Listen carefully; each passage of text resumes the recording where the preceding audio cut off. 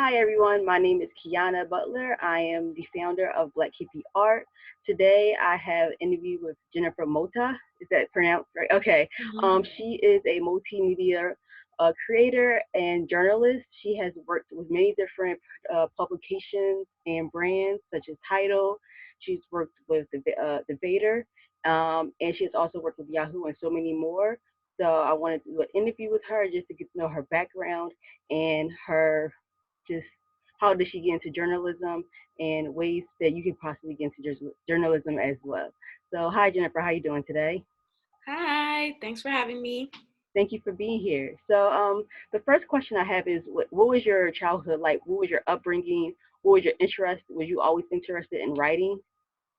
Yeah, well, I grew up in North Philadelphia. My parents are grocery store owners. They're bodega. So I'm a Yeah. bodega baby. I grew up in Philly. I've always been into the arts and creative and music.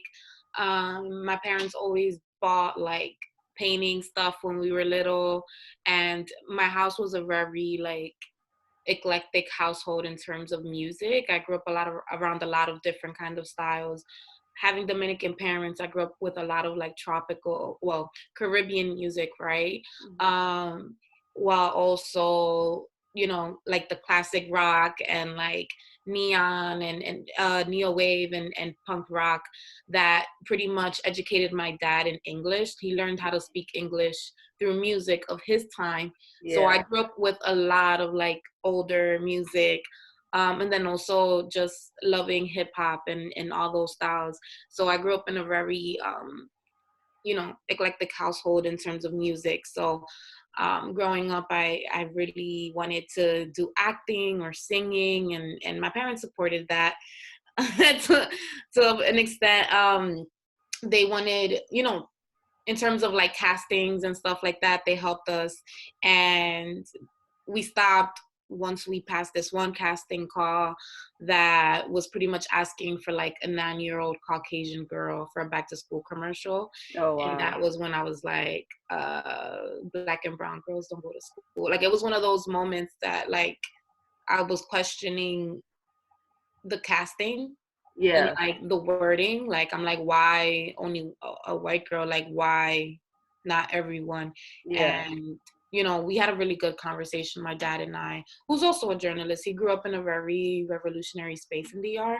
Okay. So he spoke about, using your words as weapons, because words are weapons, and how Mm. it can be positive or negative. And I think that, and I say this all the time, music and media is programming. Right. In us not seeing our representation in certain spaces, it's programming us to think a certain way. In Right. us seeing our ethnicities, our cultures depicted either negatively or positively is programming us a Yeah. certain way, and I think it really aligned me with communication and mass media and learning more about that. And I was always that person that always had a journal. Like I've been writing in journals since I was probably like 11 or 12. uh, Right. so yeah. Cool. So I'm glad you touched on that because my next question was going to be like, what were the like moments in your life that made you want to be in journalism? Was it because your dad was a journalist as well? Was it like you said, the lack of representation? What was some of those moments that made you want to actually make it your career? Yeah, I think it was a lot of things. I think it was definitely that influence of my dad, Mm. being a writer. He started this newspaper called El Comercial, it's called a commercial, which was basically a newspaper specifically for grocery store owners. And Oh, he would have writers and other community here in Philly, and just they would talk about events that were going on and things that were specific to the Dominican community. And that was definitely an influence, but also just being, entering high school into an all white space. I went to mm. a Catholic high school for girls, Okay, yeah. and being one of 10 women of color in that space.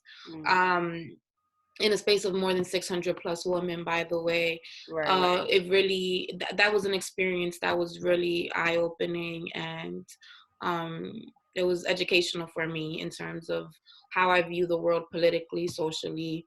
Um, that played a huge role. I remember doing this show called HubeTube because essentially when I wanted to do acting and all this stuff, I started learning more about communication, and I started learning in other ways how can I be on camera Yeah. that wasn't just like acting and stuff. And in a lot of these situations, a lot of these topics and careers overlaps, you know.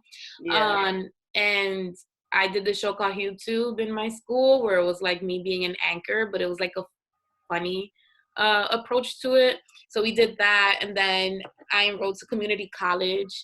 I was in CCP for actually about 6 years or more. Like I didn't have the 4 year university experience because I was pretty stuck with where I wanted to go in the communication field. Mm. But also at the same time, I used that time to really explore Philly creatively. I also started my clothing line, and I was really into like the music scene. So I was taking like 1 or 2 courses a semester. So my journey in school isn't your normal Yeah. journey, I guess, what people normally think of as your college experience, but I don't take it back. It was really dope. That's cool. So I did do a bit of research before doing this interview, and on your website it said that you did graduate from Temple Yeah, with a BFA in broadcast journalism, which congratulations on that. thank you. So within your journey with like getting your degree, did you do any like internships or did you do any like outside activities to kind of help you with getting into the career of journalism? So not in journalism specifically. Everything I did was like music and fashion based. Got it. My early years, something that I did do that helped with my writing and creating some kind of organization for deadlines was College Fashionista, Oh, where we would talk about outfits, like we would write about our outfits, or we had certain topics in beauty and fashion. And that was an aspect that I enjoyed because it integrated journalism and fashion. right. Um, Once I got into Temple and I went hardcore. I literally did my 2 years in 1 year at Temple. I Oh, took a lot of wow. classes. I took a lot of classes that summer, and then I kept going. And what I did was I really submersed myself in community-based clubs like Adele. I became the creative director there, which is the Association of Latinos. I also became part of like different broadcasting groups. And that helped me a lot, especially at Temple. Temple has a lot of resources in Yeah. terms of these clubs, and I wanted to take advantage of it. Cool, cool. And also when I was doing research, I saw that you started something called Latin Beat at Temple. Yeah, so Could you that talk was okay. about that? Yeah. Yeah, so I mean, I'm not sure if they still have that particular beat, but uh, in order to graduate, we have to take this capstone course called Philadelphia Neighborhoods, Mm, and it's a dope class because the publication is focused on highlighting all different parts of Philly, and I love it a lot because I think not only for students that come from different places, but for a lot of us who are from Philly, we grow up pretty much in bubbles. Like a yeah. lot of us who are in the Northeast may have never been to West Philly or South Philly. And Philly's pretty big, you know, and there's so much to explore in different places. So that I really liked about the course. But when we were choosing um what to do, what neighborhood to do, they also mentioned, oh, you can also do beats, so you can have a music beat.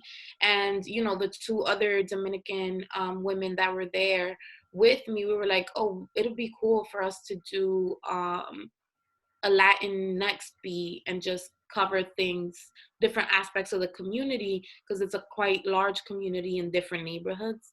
Right. So yeah, we were the first to do that. Oh, cool. That's awesome. So since graduating, you've worked with like a lot of different amazing like publications. Like I said before, you worked with the Fader, Title. So tell me a little bit like how did you make those connections and what did you learn with working with those publications? Okay, so as soon as I finished college, one of the things, well, Temple University one of my last courses was an independent study course, Mm. which was pretty much my website. And through that website and the assignments I had, I really highlighted a lot of like creatives in Philly, a lot of musicians, creatives. And then I also spoke about topics that a lot of people weren't talking about within the Latinx umbrella, which is race and identity.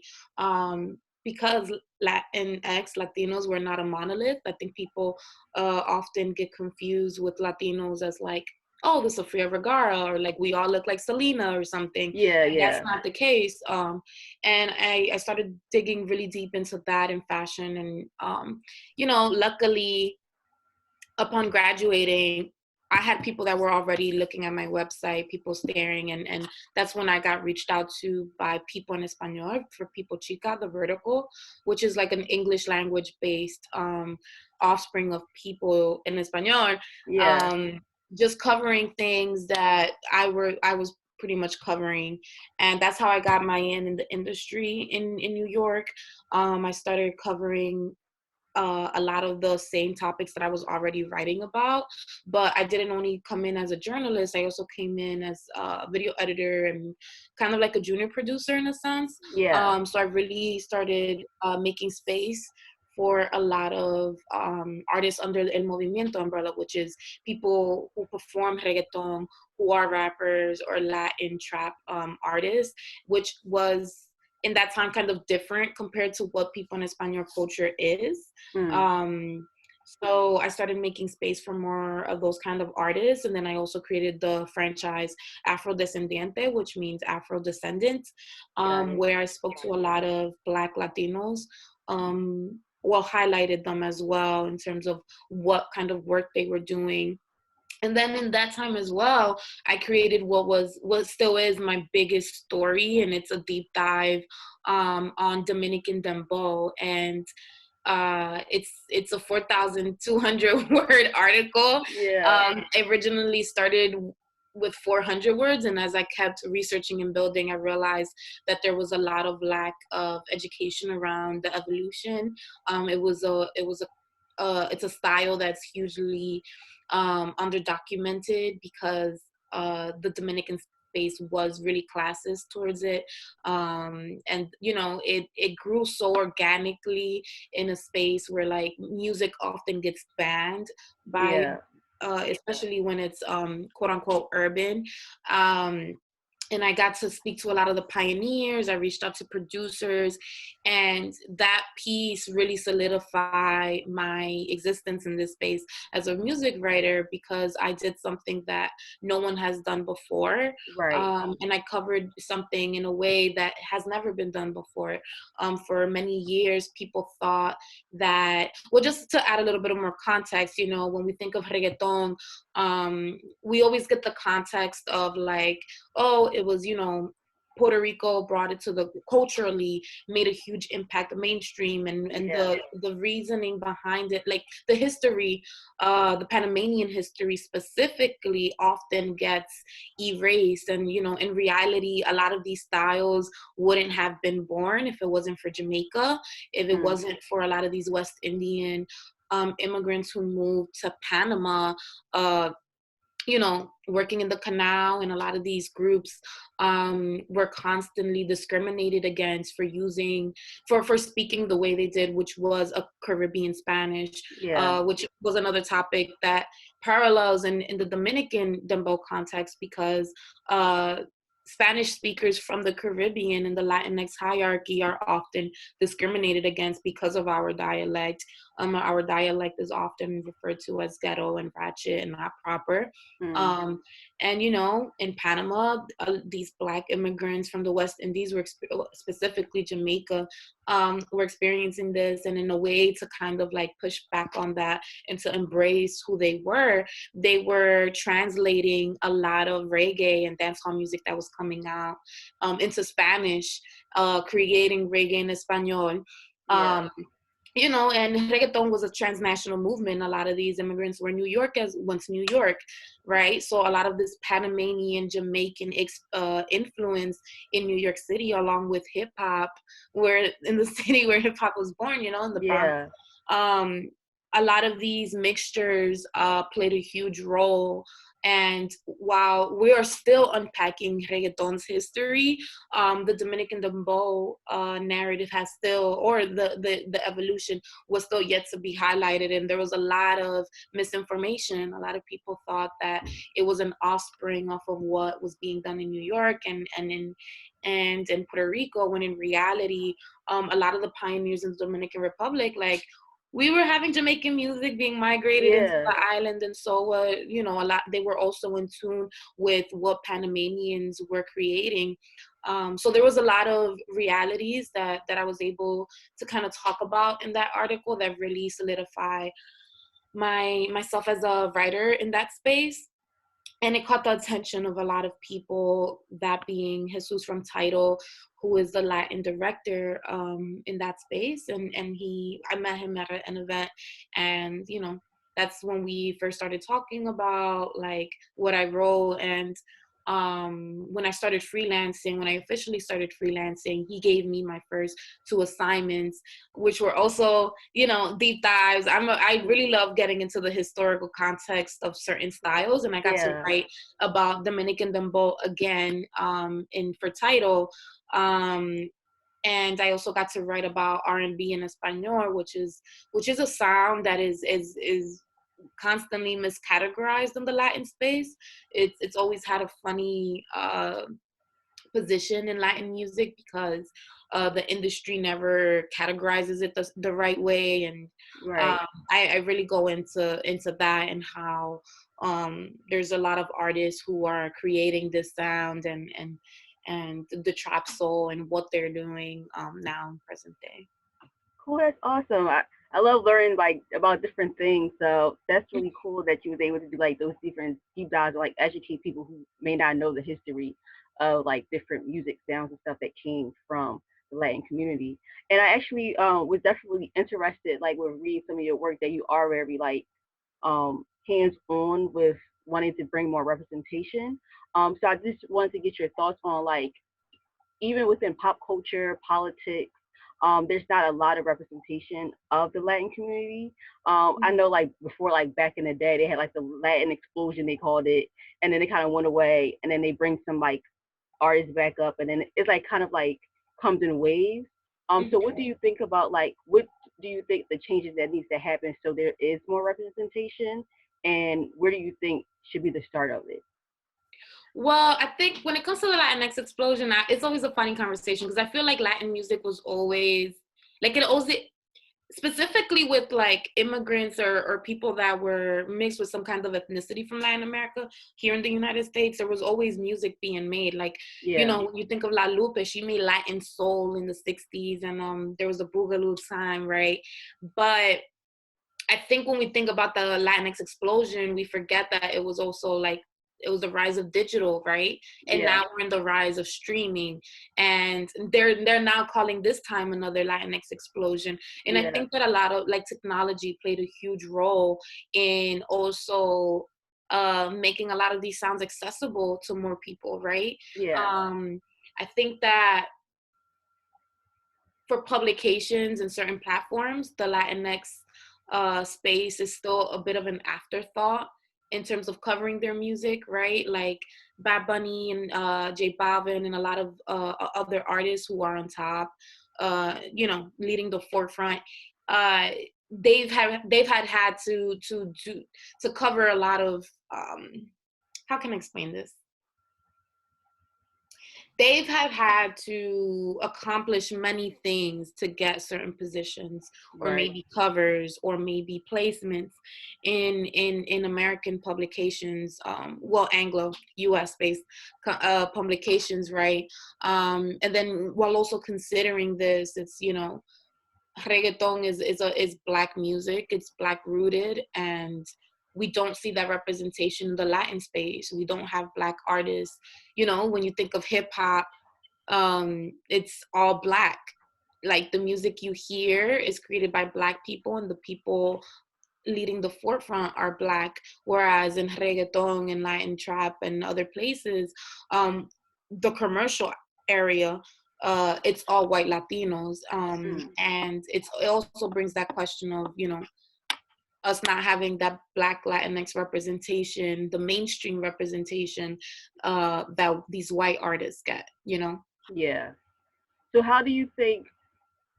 I guess do you think that more publications should look for those type of like Black Latinx artists to cover more, or do you think like how do you think where do you think like the seed should like start growing first? I think it's a lot for, I think first, these publications have to hire Black Latinx writers Right. and Latinx writers to create this content, because with you even having a non-Black Latinx writer, there are certain nuances and a lot of things that they can miss Yeah. um, because of their experience, right? Right. But I think that, you know, it's a lot to that has to be unpacked, right? Got it. I think that sometimes even within having just the Black conversation, I think that there's always this conversation of, you know, like the African American community and then all the other kind of Black communities, while rather than us just all coming together. I think that understanding that there are a plethora of Black people in Latin America is still for certain groups are it's still kind of new, and they're unpacking it still in a sense. Yeah. um but I think it's all education. I think we all have to educate ourselves, and I think these publications have to educate themselves as well in terms of the community. You know, reggaeton is global. A lot of these sounds are global. So to me, it's just like, why aren't you covering this? And you know, if you do decide to cover it, hire a Black Latinx freelancer. You know, Yeah. if you don't have it in your staff.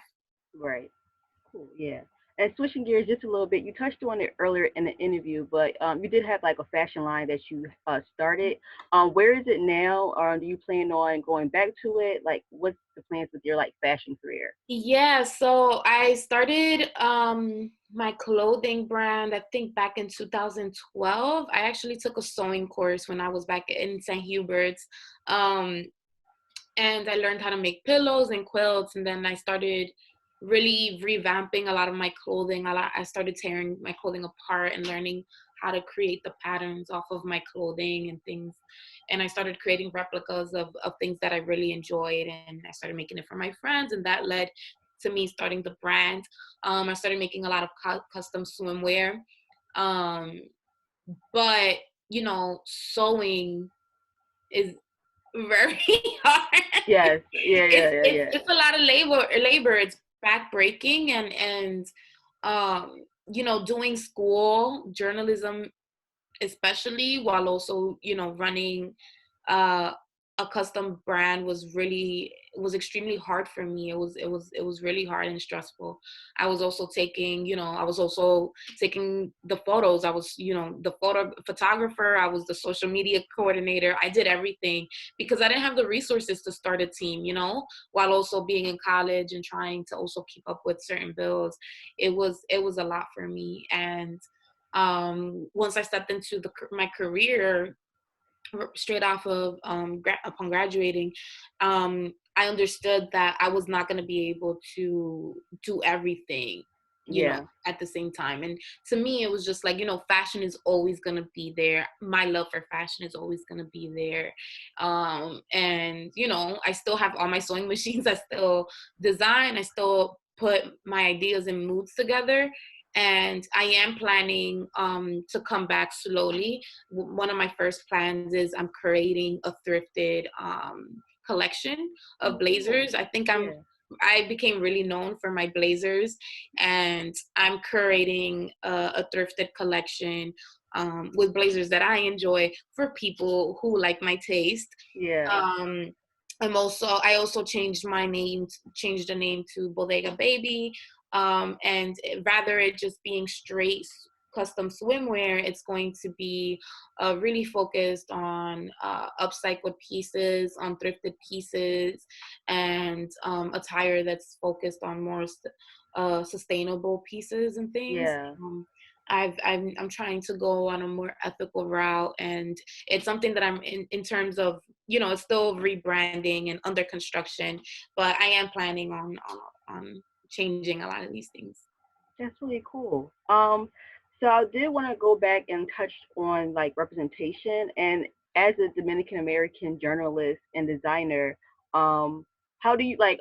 Do you feel like you see other people like you in these spaces, or do you find yourself being the only person? And like, how does it feel for you just being like, even just as a woman, being in this kind of field that's people always say like it's a men's game or whatever. Like, how do you feel being Yeah. like a Dominican American woman in these spaces? Well, I think that, towards the end of while I was in college, I think one of the best things to happen to me was coming across Cardi B's first ever cover story, which was for Vibe. The Mm, woman who wrote that story was Marjoa Estevez, and she is a Dominican woman, also from New York, Dominican American. And I followed her real quick. I was yeah, like, hold up, this is so cool. And right.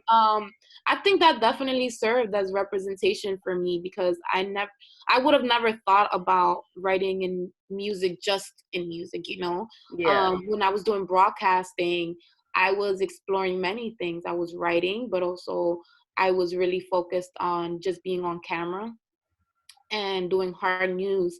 And around that same time, I was falling out of love with hard news. I didn't like the way hard news made our communities look on TV. yeah, And I also understood that a lot of my personal politics wasn't going to go well in terms of my journey in that career. I was not going to cut my hair a certain length. I was not going to straighten my hair. I was not gonna, there was a lot of things that traditionally in news, it was still going on strong in terms of having your hair natural as a reporter. And there was just a lot of things that I was not down to do. yeah, And then in seeing Marjoa write about Cardi B, Cardi B being an Afro Latina too, also Dominican, also from the Caribbean, also from New York. It was just like, it was one of those moments that was just like, yo, this is so dope. And I started looking into writing in music more.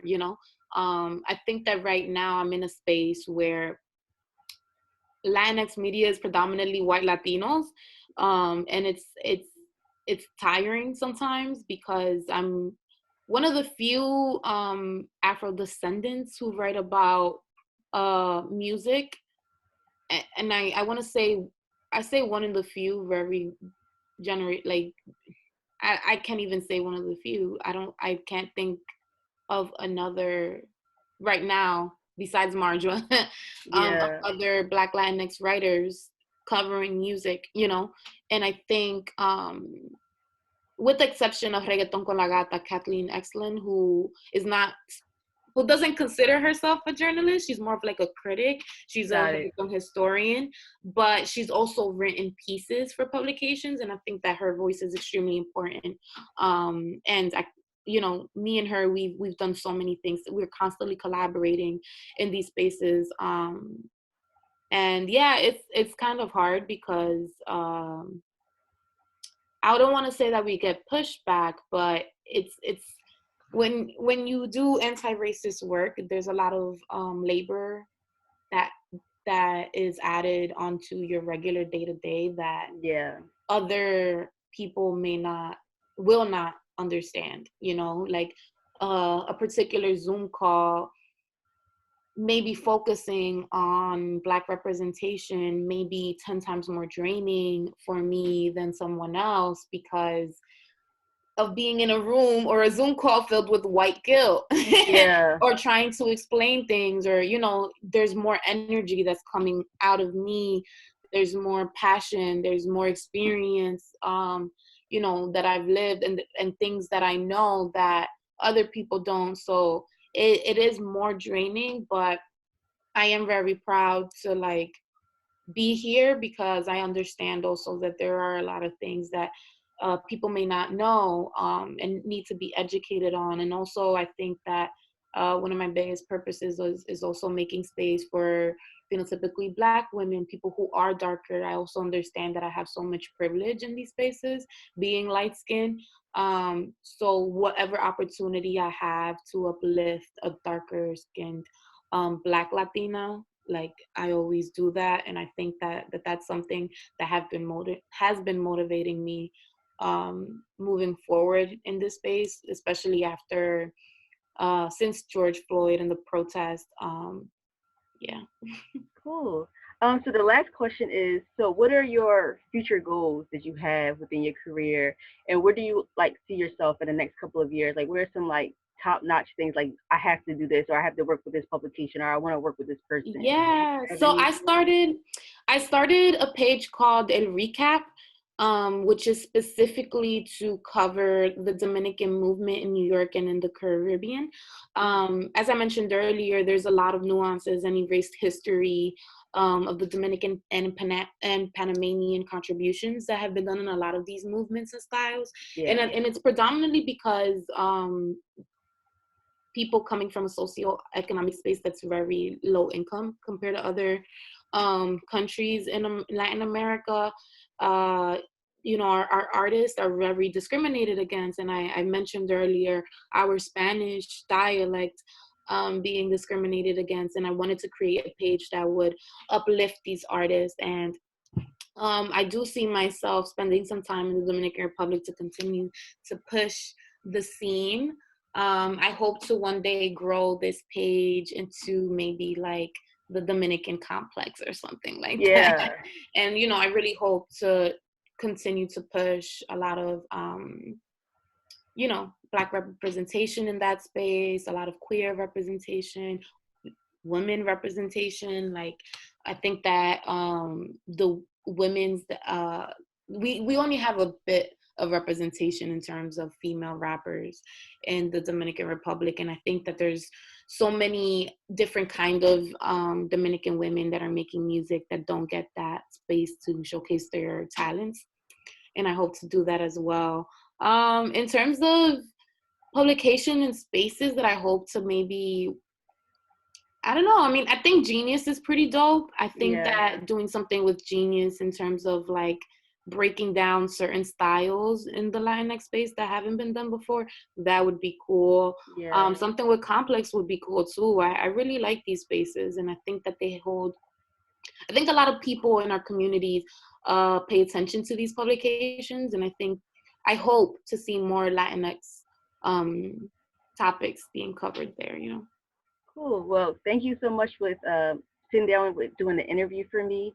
And is there a place where they can follow you to read more of your work?